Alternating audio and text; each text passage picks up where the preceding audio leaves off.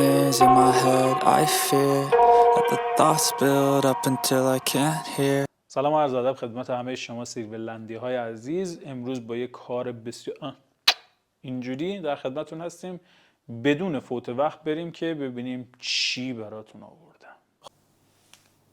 خب طبق عادت بریم که معرفی کنیم انگشتر بسیار زیبایی که در تصویر دارید. این سنگ یکی از فراوانترین و معروفترین کانی های روی زمینه و به کوارتز معروفه. طیف زرد رنگ این سنگ رو بهش میگن سیترین و طیف بنفش تا ارغوانیش رو آمتیس میگن. سنگ بسیار زیبا بر روی این رکاب کاملا دستساز مخراجکاری برلیان شده سوار شده. قیمت این انگشتر بسیار زیبایی که در تصویر الان دارین قیمتش 8,300,000 هستش.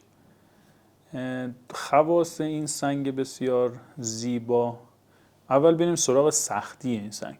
سختی این سنگ 7 هستش و سختی بالایی نداره. در مورد خواص این سنگ و مزاج این سنگ باید بگم که یک سنگ گرم و تر هست و برای افراد صفراوی و بلغمی سنگی هستش که تعدیل کننده مزاج.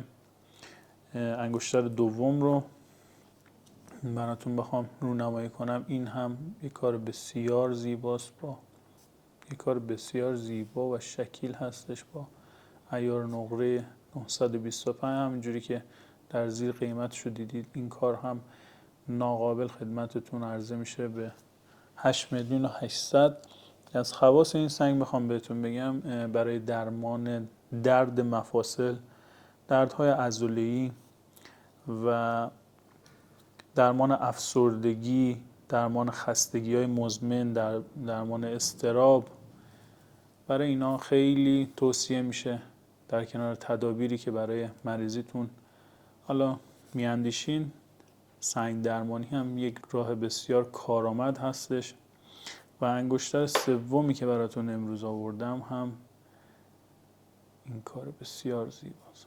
حالا به خاطر طرح‌هایی که دارن رفقا چیز فکر نکنین این کار دستساز نیست، این کارم کاملا دستسازه.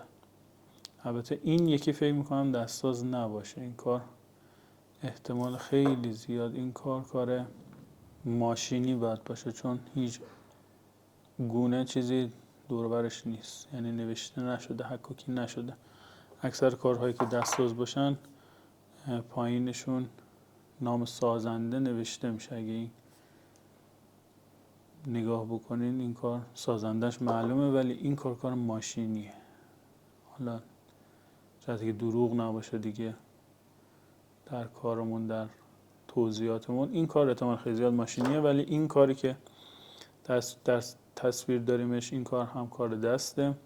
این کار هم ناقابل خدمت شما عرضه میشه به قیمت 7,500,000. در مورد خواص داشتیم صحبت میکردیم، دورنشین و مبحث.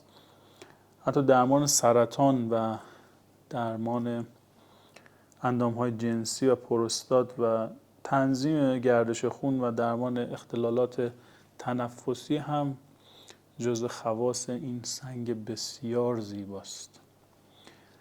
همینجوری که در ویدیوهای قبلی گفتم رفقا، با نقره آشتی کنید و هرچند کم، هرچند قیمت‌های بسیار مناسب، ولی سعی کنید یک انگشتر در دست‌های زیباتون بزنید با سنگی که میتونه بدنتون رو به تعدیل برسونه.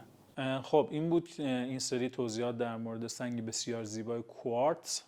اگه دوستانی در خارج از کشور دارین، که من خیلی تأکید میکنم روی این که به دوستانی از خارج از کشور که دارین ما رو حتما پیشنهاد بدین، به خاطر اینکه این کارها رو بخوان پیدا بکنن خیلی هم گرون براشون در میاد، هم بالاخره سخت پیدا کردن کار به این کیفیت و این ظرافت. حالا خیلی از کارها هستن صنعتی ساخته میشن، قلم دست نیست. جهت این که بتونن اونا هم کار بسیار معتبر و خوب و لایقشون رو دست بکنن، امیدوارم که ما رو بهشون پیشنهاد داده باشین و توضیحات هم اگه راجع به کوارتز کامل نبود در پارت های بعدی که خواهیم داشت قطعا کاملتر خواهد شد و بهش بیشتر خواهیم پرداخت. بوست بهتون، بای.